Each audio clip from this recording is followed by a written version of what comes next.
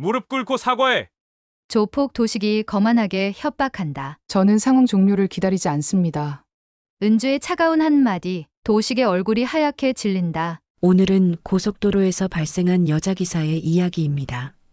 먼저 여러분께서 언제나 행복하시고 건강하시길 기원합니다.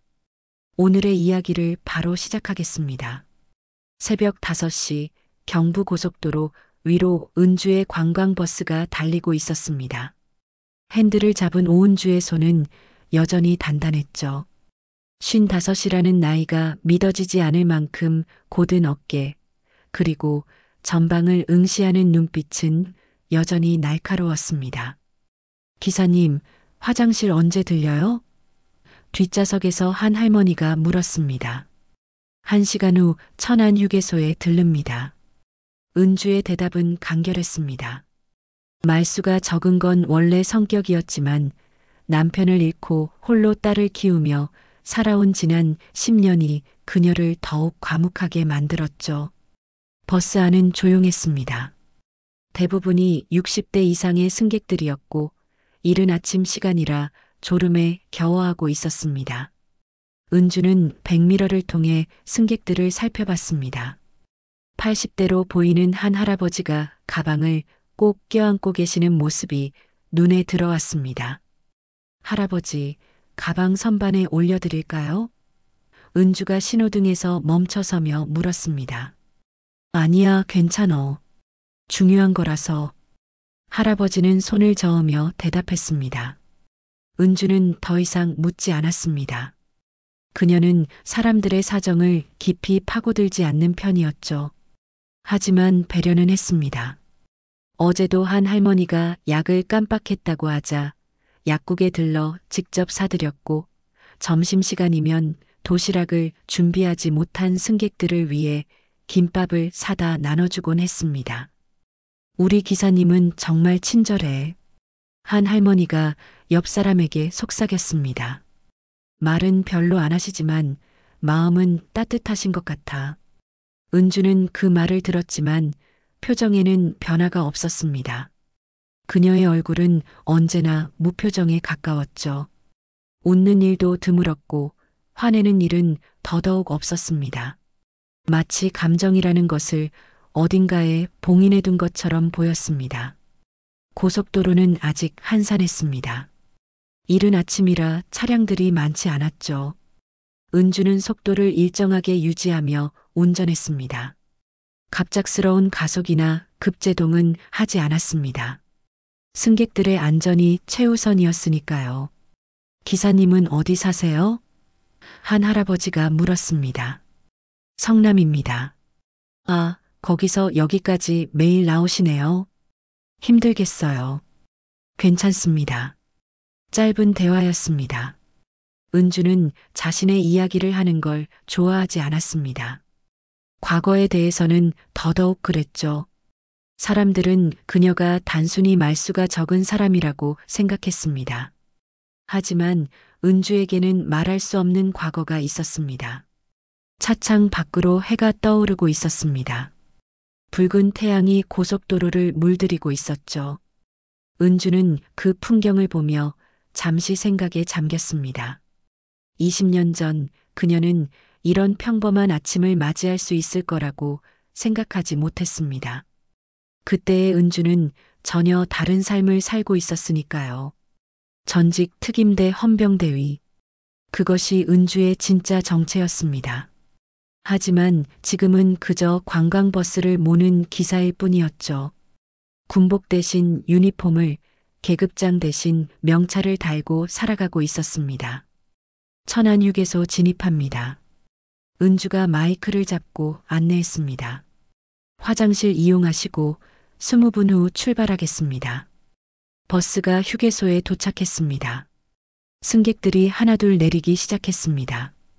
은주는 마지막까지 남아서 승객들이 모두 안전하게 내리는지 확인했습니다. 그리고 나서야 자신도 운전석에서 일어났습니다. 휴게소는 이미 분주했습니다.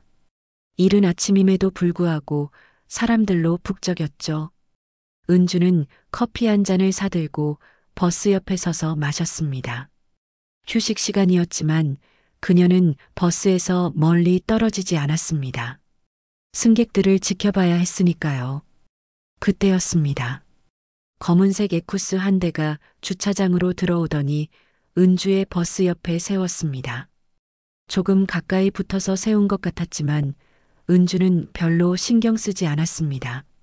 주차 공간이 부족한 휴게소에서는 흔한 일이었으니까요. 하지만 무언가 불길한 예감이 들었습니다.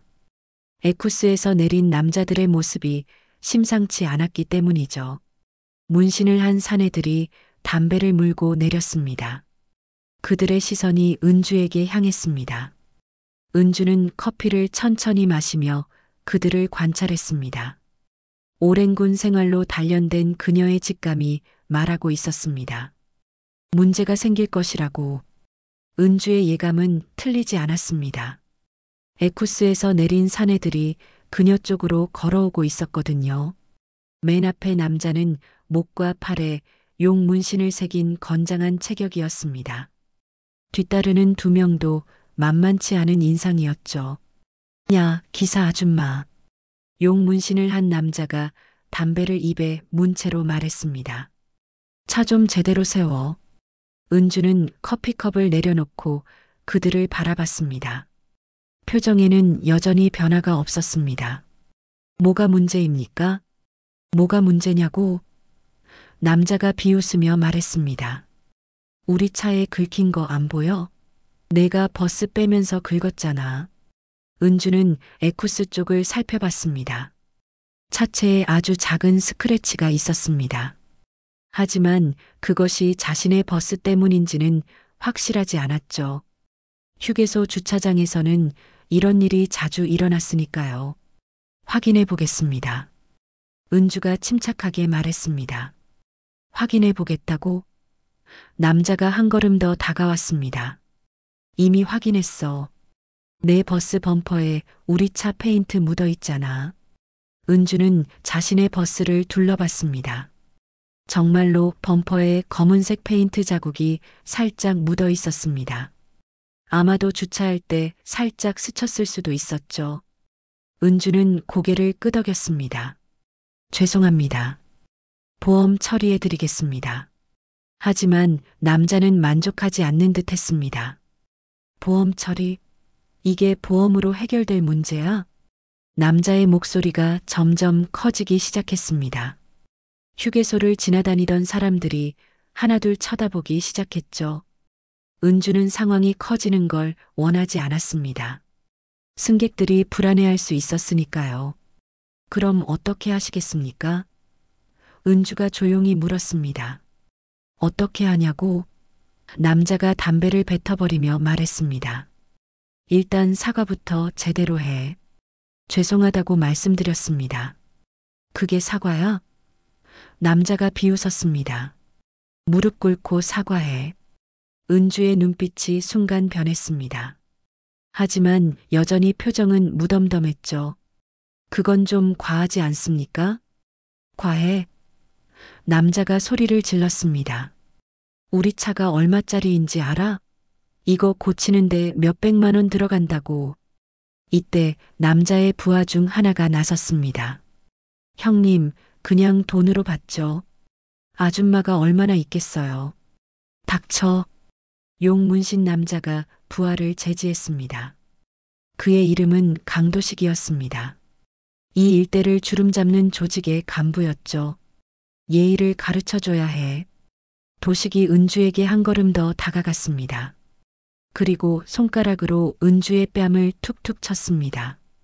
아줌마, 나이 먹고 운전하면 조심해야지. 이런 고급차 긁어놓고 뻔뻔하게 있으면 어떻게 해? 은주는 그 손을 피하지 않았습니다. 그저 도식을 가만히 바라볼 뿐이었죠. 그 시선에는 묘한 기운이 담겨 있었습니다. 마치 상대방을 꿰뚫어 보는 듯한 느낌이었습니다. 차 댈 땐 방향 지시등이 법보다 우선입니다. 은주가 차분하게 말했습니다. 뭐라고? 도식의 얼굴이 붉어졌습니다. 주차할 때 방향 지시등을 켜셨어야 합니다. 그럼 이런 일이 없었을 겁니다. 도식은 순간 말문이 막혔습니다. 정말로 자신이 방향지시등을 켜지 않았거든요. 하지만 그렇다고 해서 물러설 수는 없었습니다. 부하들이 보고 있었으니까요. 이 여자가 지금 우리를 가르치려고 해? 도식이 부하들을 돌아보며 말했습니다. 아줌마, 누가 누구한테 범 얘기하는 거야? 은주는 대답하지 않았습니다. 그저 도식을 바라볼 뿐이었죠. 그 침묵이 도식을 더욱 자극했습니다. 야, 말 안 해? 벙어리야? 도식이 소리쳤습니다. 나이 처먹고 버스나 몰면서 건방지게 굴어. 휴게소에 있던 사람들이 모두 이쪽을 보고 있었습니다. 어떤 사람은 핸드폰으로 영상을 찍기 시작했죠. 도식은 그것을 보고 더욱 흥분했습니다. 야, 찍지 마. 도식이 그 사람에게 소리쳤습니다. 지워. 하지만 은주는 여전히 조용했습니다. 마치 이 모든 상황이 자신과 상관없는 일처럼 담담했죠. 그 모습이 도식을 더욱 화나게 만들었습니다. 이 아줌마가 우리를 우습게 보나? 도식이 부하들에게 말했습니다. 아예 혼내줘야겠어. 부하들이 은주를 둘러쌌습니다. 하지만 은주는 전혀 당황하지 않았습니다. 오히려 어딘가 익숙한 상황인 것처럼 보였죠. 그녀의 손이 자연스럽게 유니폼 주머니로 향했습니다. 그 안에는 오래된 군인증과 전역 휘장이 들어 있었습니다. 상황은 점점 심각해지고 있었습니다. 도식과 부하들이 은주를 완전히 둘러쌌습니다. 휴게소 주차장에서 벌어지는 이 광경을 보는 사람들이 점점 많아졌죠. 하지만 아무도 나서지는 않았습니다. 상대가 조폭처럼 보였기 때문이었습니다. 아줌마, 마지막으로 한 번 더 기회 줄게. 도식이 담배를 다시 입에 물며 말했습니다. 무릎 꿇고 사과해. 그럼 오늘은 이걸로 끝내줄게. 은주는 여전히 대답하지 않았습니다. 그녀의 손은 주머니 속 군인증을 만지고 있었죠. 차가운 금속의 느낌이 손끝에 전해졌습니다. 20년 전의 기억들이 스멀스멀 올라오기 시작했습니다. 야, 말 안 해? 도식의 부하 중 하나가 은주에게 한 걸음 더 다가갔습니다. 형님이 말씀하시는데 대답도 안 해? 그때 버스에서 내렸던 할아버지 한 분이 이쪽으로 걸어왔습니다. 80대의 연로한 분이었죠. 가방을 꼭 껴안고 계셨던 그 할아버지였습니다. 뭐 하는 사람들이야? 할아버지가 떨리는 목소리로 말했습니다. 우리 기사님한테 왜 그래? 도식이 할아버지를 째려봤습니다. 할아버지, 끼어들지 마세요. 다칠 수 있어요. 다쳐? 누가 누구를 다치게 한다고? 할아버지가 목소리를 높였습니다. 젊은 사람들이 이게 뭐 하는 짓이야? 할아버지의 목소리에 다른 승객들도 하나둘 모여들기 시작했습니다. 할머니들이 걱정스러운 표정으로 상황을 지켜봤죠. 은주는 승객들이 위험에 노출되는 걸 원하지 않았습니다. 할아버지, 괜찮으니까 버스로 돌아가세요. 은주가 처음으로 입을 열었습니다. 하지만 할아버지는 물러서지 않았습니다. 괜찮을 게 뭐가 있어? 이 사람들이 우리 기사님을 괴롭히고 있잖아. 도식이 짜증스러운 표정을 지었습니다. 할아버지, 마지막 경고예요. 빨리 가세요. 가라고? 누가 누구 보고 가라는 거야? 할아버지가 가방을 더욱 꽉 껴안으며 말했습니다. 여기가 너희 집이야? 도식의 부하가 할아버지에게 손을 뻗으려 했습니다. 그 순간 은주가 움직였습니다. 빠른 동작으로 부하의 손목을 잡았죠. 놀라울 정도로 정확하고 강한 힘이었습니다. 승객에게 손대지 마세요. 은주의 목소리가 차갑게 변했습니다. 부하가 손목을 빼려고 했지만 빠지지 않았습니다. 은주의 소나기가 쇠집게처럼 단단했거든요. 부하의 얼굴이 고통으로 일그러졌습니다. 야, 놓으라고. 도식이 소리쳤습니다. 은주가 손을 놓자 부하는 손목을 문지르며 뒤로 물러났습니다. 도식은 그 광경을 보고 뭔가 이상함을 느꼈습니다. 평범한 버스 기사가 할 수 있는 움직임이 아니었거든요. 아줌마, 뭐야? 태권도라도 배웠어? 도식이 비웃으며 말했습니다. 은주는 대답하지 않았습니다. 대신 주머니에서 핸드폰을 꺼냈습니다. 경찰 부르겠습니다. 경찰? 도식이 크게 웃었습니다. 불러봐. 이 동네 형사들, 우리랑 한솥밥 먹는 사이야. 부하들도 함께 웃었습니다. 정말로 그들은 이 지역 경찰들과 유착 관계에 있었던 것 같았죠. 하지만 은주는 개의치 않고 신고 전화를 걸기 시작했습니다. 여보세요, 경찰서죠? 천안휴게소에서 신고합니다. 도식이 은주에게서 핸드폰을 빼앗으려 했습니다. 하지만 은주는 한 발 뒤로 물러서며 피했습니다. 그 동작이 너무나 자연스러웠죠. 마치 훈련받은 사람처럼 말입니다. 강요와 협박이 일어나고 있습니다. 빨리 와주세요. 신고를 마친 은주를 보고 도식이 화를 냈습니다. 이 여자가 진짜로 경찰을 불렀네? 좋아. 그럼 경찰 올 때까지 기다려보자.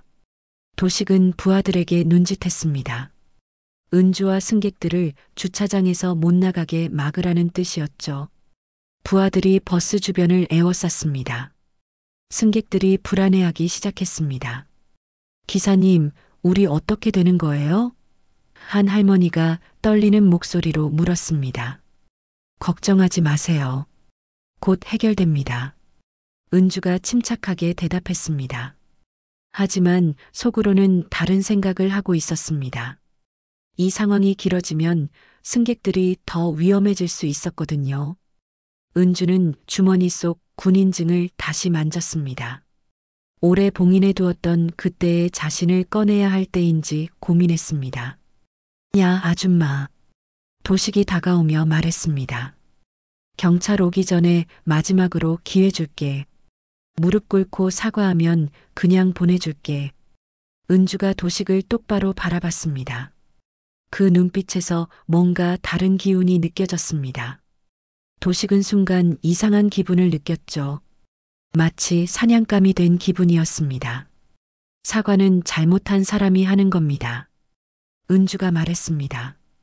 뭐라고? 도식의 목소리가 높아졌습니다. 방향지시등을 켜지 않고 주차한 건 당신입니다.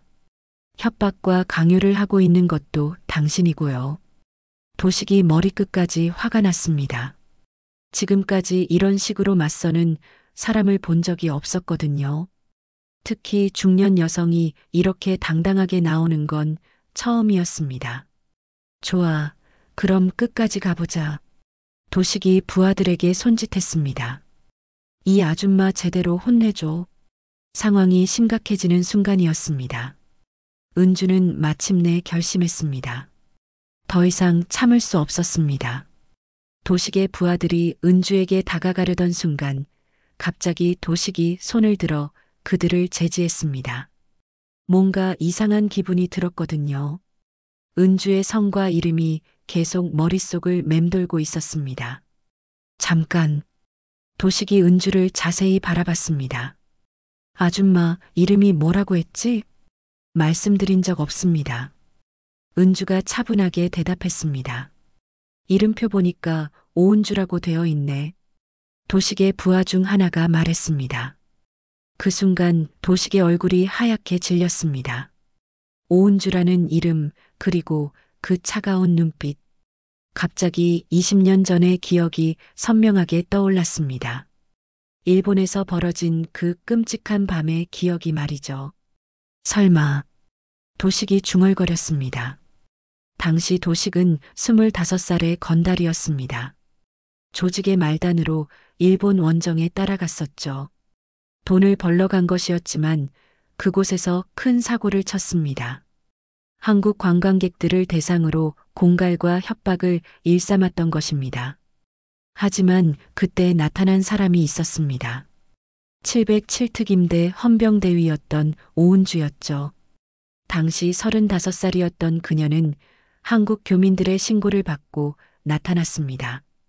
혼자서 도식의 무리 10명을 상대했었죠. 그날 밤 도식은 굴욕을 당했습니다. 여자 한 명에게 완전히 제압당한 것입니다. 부하들은 모두 병원에 실려갔고 도식 자신도 2달 동안 깁스를 해야 했었습니다. 그 후로 일본에서 쫓겨나듯 한국으로 돌아왔죠. 아니야, 설마. 도식이 식은땀을 흘리며 자신에게 말했습니다. 그 여자가 이런 곳에 있을 리 없어. 하지만 의심은 점점 확신으로 바뀌었습니다. 그 당시 오은주 대위의 모습이 너무나 선명하게 기억났거든요. 키, 체격, 그리고 무엇보다 그 차가운 눈빛이 똑같았습니다. 형님, 뭐 하세요? 부하 중 하나가 물었습니다. 빨리 혼내주죠. 잠깐만. 도식이 떨리는 목소리로 말했습니다. 이 여자가. 은주는 도식의 표정 변화를 알아차렸습니다. 상대방이 자신을 알아보는 것 같았거든요. 하지만 정확히 누구인지는 기억나지 않았습니다. 20년 동안 많은 사람들을 상대했었으니까요. 왜 그러세요? 은주가 물었습니다. 도식은 대답할 수 없었습니다. 만약 정말로 그 오은주 대위라면 지금 상황이 완전히 뒤바뀔 수 있었거든요. 하지만 확신할 수는 없었습니다. 20년이라는 시간이 지났고 지금의 은주는 평범한 버스 기사처럼 보였으니까요. 형님, 왜 그래요? 부하들이 의아해했습니다.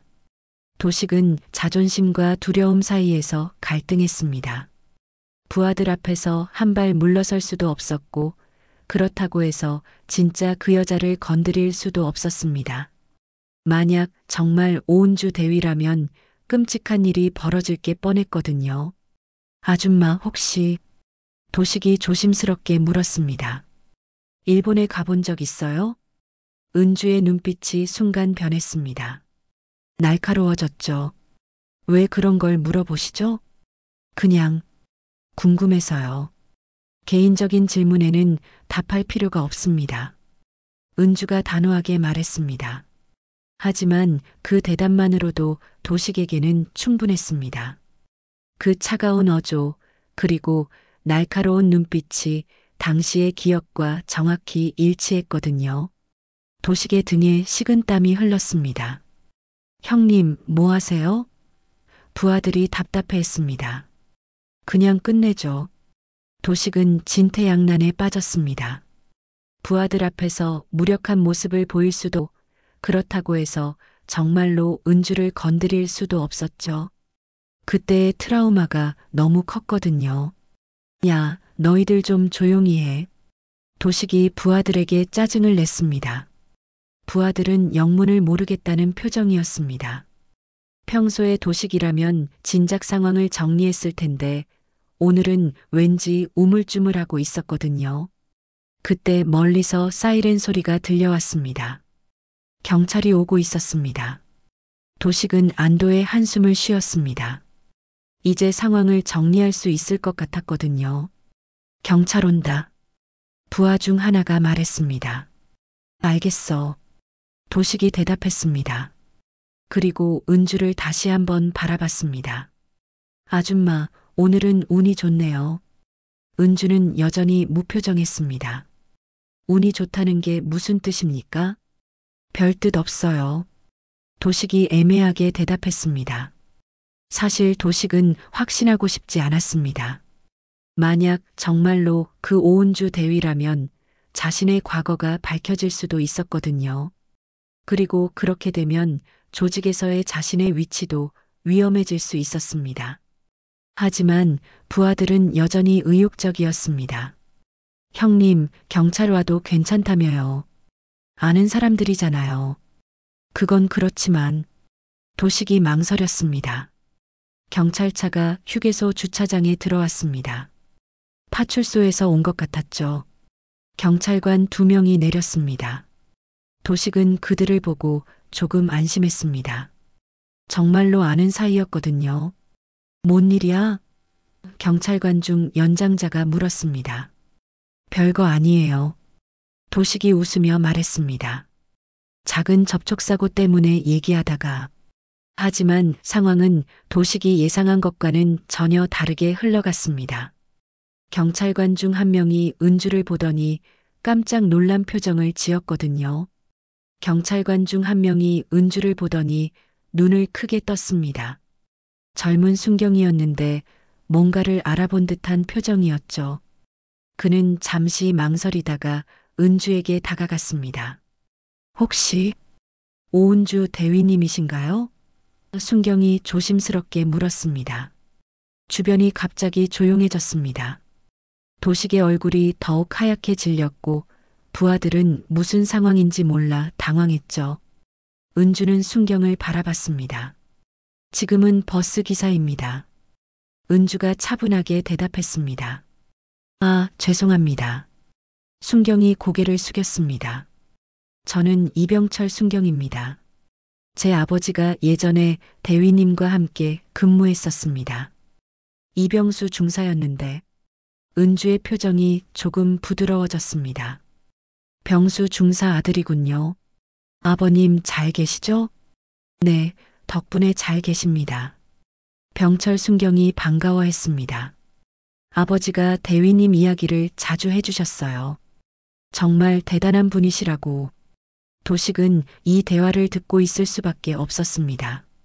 자신의 예감이 틀리지 않았음을 확신하게 되었죠. 정말로 그 오은주 대위였던 것입니다. 다리가 후들거리기 시작했습니다. 무슨 일이 있었나요? 병철 순경이 상황을 파악하려 했습니다. 별일 아닙니다. 은주가 말했습니다. 작은 접촉사고였는데 협의가 잘 안 되어서요. 하지만 주변 사람들이 끼어들기 시작했습니다. 휴게소에서 상황을 지켜본 시민들이었죠. 별일이 아니에요? 저 사람들이 기사님을 얼마나 괴롭혔는데요.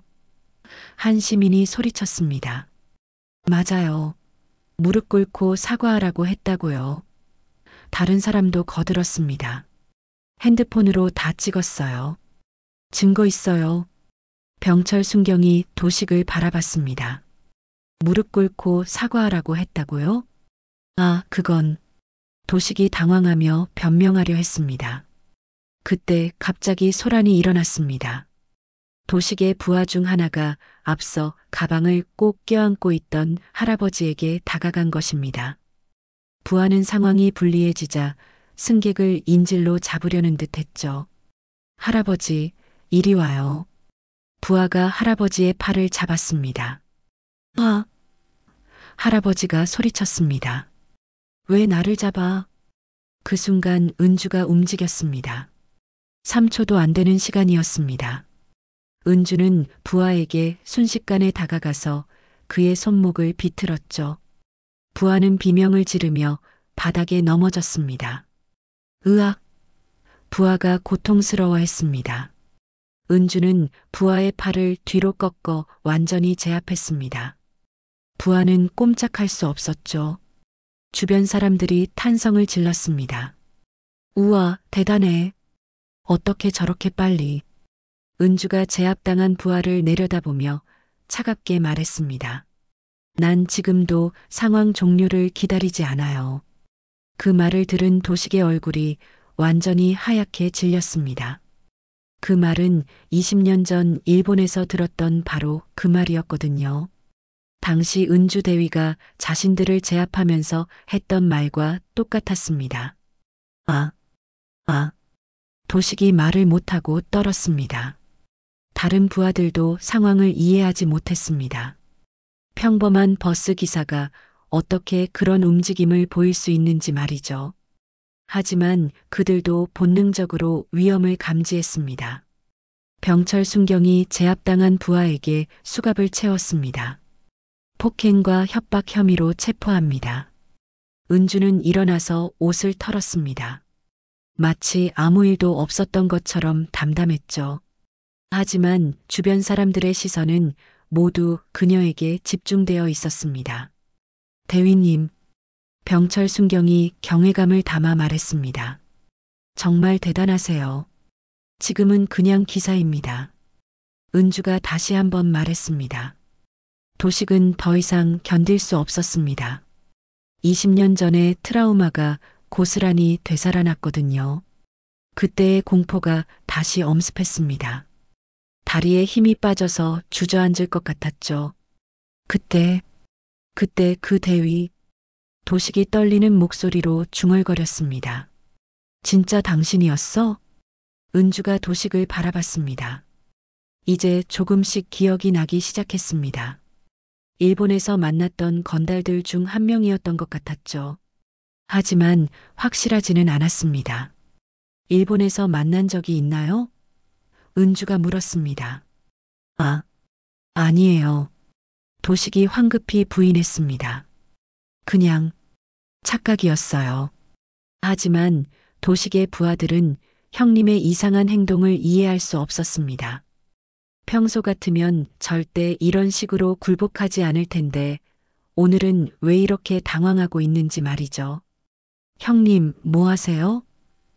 한 부하가 속삭였습니다. 닥쳐. 도식이 짜증스럽게 대답했습니다. 버스 승객들이 모두 나와서 상황을 지켜보고 있었습니다. 할머니들이 은주를 걱정스럽게 바라봤죠. 기사님, 괜찮아요? 한 할머니가 물었습니다. 네, 괜찮습니다. 은주가 미소를 지으며 대답했습니다. 오랜만에 보는 진짜 미소였죠. 병철 순경이 도식에게 다가갔습니다. 당신도 같이 와야겠네요. 협박과 강요 혐의입니다. 잠깐만요. 도식이 소리쳤습니다. 그리고 갑자기 은주 앞에 무릎을 꿇었습니다. 죄송합니다. 모든 사람들이 놀랐습니다.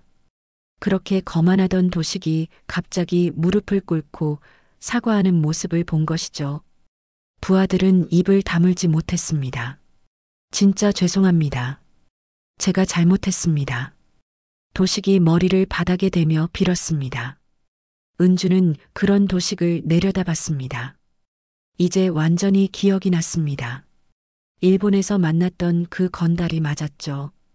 도식이 무릎을 꿇고 사과하는 모습을 본 주변 사람들이 웅성거리기 시작했습니다. 방금까지 그렇게 거만하던 사람이 갑자기 이렇게 굴복하는 게 이상했거든요. 도식의 부하들도 당황한 표정이었습니다. 형님, 왜 그러세요? 한 부하가 어리둥절해했습니다. 하지만 도식은 대답할 수 없었습니다. 20년 전 일본에서의 그 끔찍한 기억이 너무 생생했거든요. 오은주 대위에게 당했던 그 굴욕이 고스란히 되살아났습니다. 은주는 무릎 꿇은 도식을 내려다봤습니다. 일어나세요. 죄송합니다. 정말 죄송합니다. 도식이 계속 머리를 조아리며 빌었습니다. 병철 순경이 상황을 정리하려 했습니다. 일단 파출소로 가서 조서를 작성해야겠습니다. 그때 또 다른 경찰차가 도착했습니다. 이번에는 경사 계급장을 단 중년의 경찰관이 내렸죠. 그는 상황을 파악하려고 주변을 둘러봤습니다. 무슨 일이야? 경사가 병철 순경에게 물었습니다. 협박과 강요 사건입니다. 이미 한 명은 체포했고요. 병철 순경이 보고했습니다. 경사가 은주를 보더니 뭔가 낯익다는 표정을 지었습니다. 그리고 갑자기 깜짝 놀란 얼굴이 되었죠. 설마 오은주 대위님이신가요? 경사가 조심스럽게 물었습니다. 김경사님이시군요. 은주가 경사를 알아봤습니다. 오랜만입니다. 와, 정말 대위님이시네요. 김경사가 반가워했습니다. 저 김태현입니다. 예전에 합동수사 때 함께 일했던. 기억해요. 그때 수고 많으셨죠. 은주가 약간 미소를 지었습니다. 김경사는 감격한 표정이었습니다. 대위님, 지금 뭐 하고 계신 거예요? 버스 기사 일하고 있습니다. 버스 기사요? 김경사가 놀랐습니다. 그 실력 가지고 왜? 개인적인 사정이 있었습니다. 은주가 말을 끊었습니다. 주변 승객들이 이 대화를 듣고 있었습니다. 그들도 이제야 은주의 정체를 조금씩 알게 되었죠. 평범한 버스 기사가 아니라 뭔가 대단한 경력을 가진 사람이었던 것입니다. 대위였다고요? 한 할아버지가 놀라며 물었습니다. 네, 707특임대 헌병대위였습니다. 김경사가 자랑스럽게 설명했습니다. 정말 대단한 분이에요. 일본에서 우리나라 교민들을 괴롭히던 조직을 혼자서 다 제압하신 분이거든요. 버스 승객들이 모두 감탄했습니다. 그들이 타고 다니던 버스 기사가 그런 대단한 분이었다니 믿기지 않았죠. 어머, 그런 분이 우리 버스를 운전해 주셨다고요? 한 할머니가 흥분했습니다. 그래서 그렇게 친절하셨구나.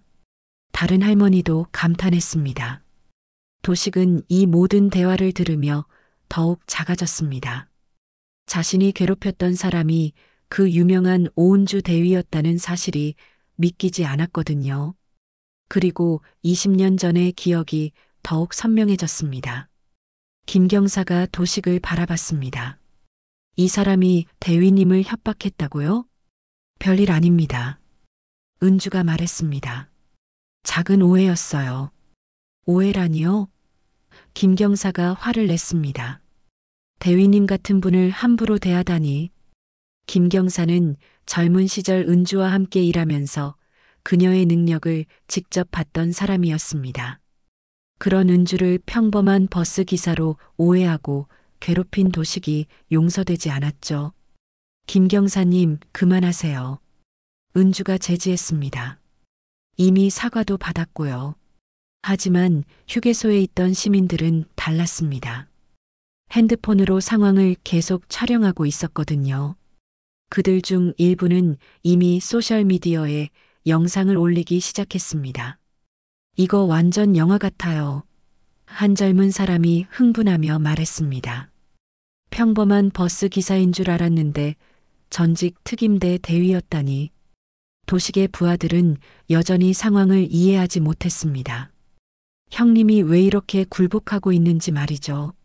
하지만 점점 분위기가 이상해지고 있다는 걸 느꼈습니다. 형님, 우리 그냥 가죠. 한 부하가 속삭였습니다. 닥치고 있어. 도식이 떨리는 목소리로 대답했습니다. 김경사가 병철 순경에게 지시했습니다. 전부 연행해. 협박, 강요, 공무집행방해 혐의로. 네, 알겠습니다. 병철 순경이 대답했습니다. 부하들이 체포되기 시작했습니다. 그들은 여전히 무슨 일인지 몰라 당황했죠. 하지만 저항할 수는 없었습니다. 경찰이 워낙 단호했거든요. 잠깐만요. 도식이 소리쳤습니다. 저희가 잘못했습니다. 합의하고 싶어요. 합의?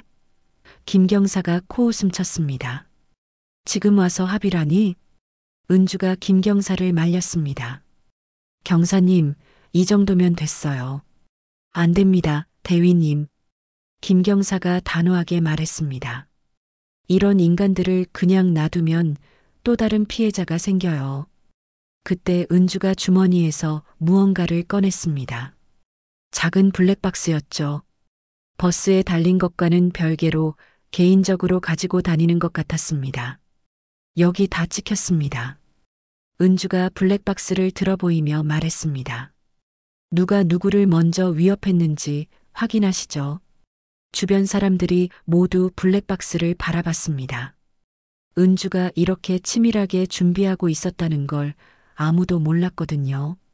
도식의 얼굴이 완전히 하얗게 질렸습니다. 모든 증거가 다 남아있다는 뜻이었으니까요. 이제 정말로 끝장이었습니다. 김경사가 만족스러운 표정을 지었습니다. 역시 대위님이시네요. 완벽한 증거 수집이에요. 버스 승객들이 박수를 치기 시작했습니다. 그들의 기사가 이렇게 대단한 분이었다는 걸 알고 감동했거든요. 우리 기사님 정말 멋있어요.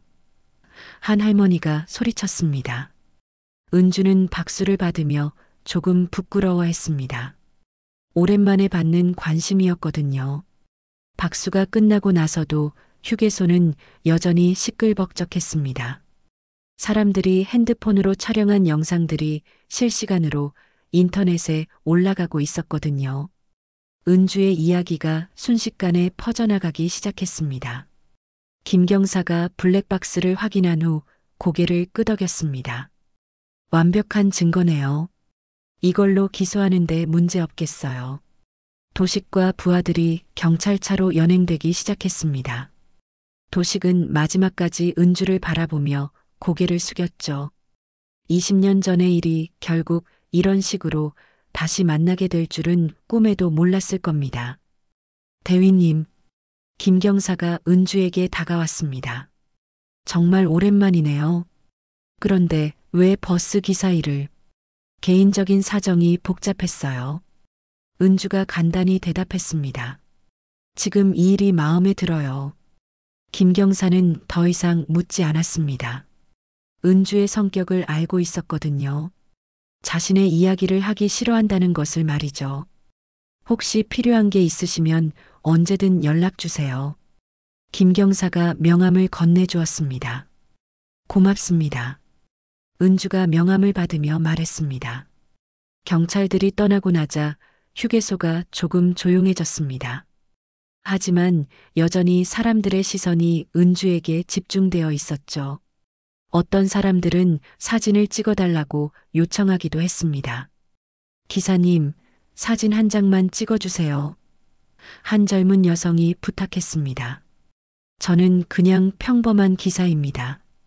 은주가 손을 저으며 사양했습니다. 하지만 버스 승객들은 달랐습니다. 그들은 은주를 바라보는 시선이 완전히 달라졌거든요. 존경과 감사의 마음이 가득했습니다. 기사님, 정말 고생 많으셨어요.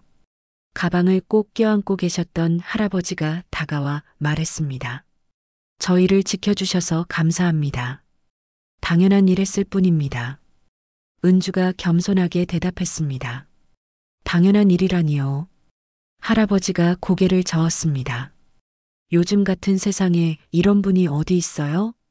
다른 승객들도 하나둘 다가와서 고마움을 표현했습니다. 평소에는 말수가 적던 은주였지만 오늘만큼은 승객들과 많은 대화를 나눴죠. 기사님은 정말 영웅이에요. 한 할머니가 말했습니다. 우리 손주한테 자랑해야겠어요. 영웅이라니요. 은주가 웃으며 말했습니다. 그냥 해야 할 일을 했을 뿐이에요.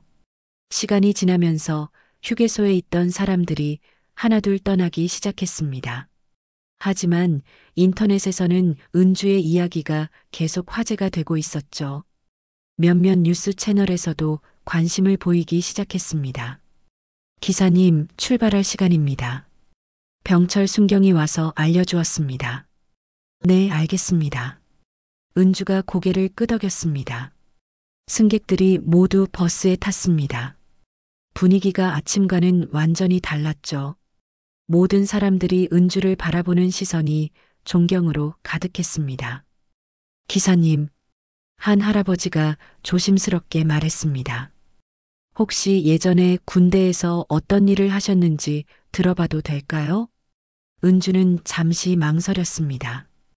평소에는 과거 이야기를 하지 않았거든요. 하지만 오늘은 기분이 달랐습니다. 특별한 건 없었어요. 은주가 운전하면서 말했습니다. 그냥 맡은 일을 열심히 했을 뿐이에요. 그래도 707특임 되면 정말 엘리트 부대잖아요. 다른 승객이 말했습니다. 옛날 일이에요. 은주가 미소를 지으며 대답했습니다. 버스가 고속도로로 진입했습니다. 창밖 풍경이 빠르게 지나갔죠. 은주는 백미러를 통해 승객들을 살펴봤습니다. 모든 사람들이 안전하게 앉아 있었습니다. 그때 은주의 핸드폰이 울렸습니다. 딸에게서 온 전화였죠. 엄마, 인터넷에 엄마 나온 거 맞아? 딸의 흥분한 목소리가 들렸습니다. 뭐가? 은주가 당황했습니다. 휴게소에서 조폭들 제압한 영상 말이야. 완전 대박이야. 은주는 벌써 인터넷에 영상이 퍼진 걸 알고 놀랐습니다. 요즘 세상이 참 빠르다는 걸 새삼 느꼈죠. 별거 아니야. 은주가 말했습니다. 별거 아니라니. 엄마가 그렇게 대단한 분이었다니. 딸이 자랑스러워했습니다. 친구들이 다 부러워해. 은주는 딸의 목소리를 들으며 기분이 좋아졌습니다.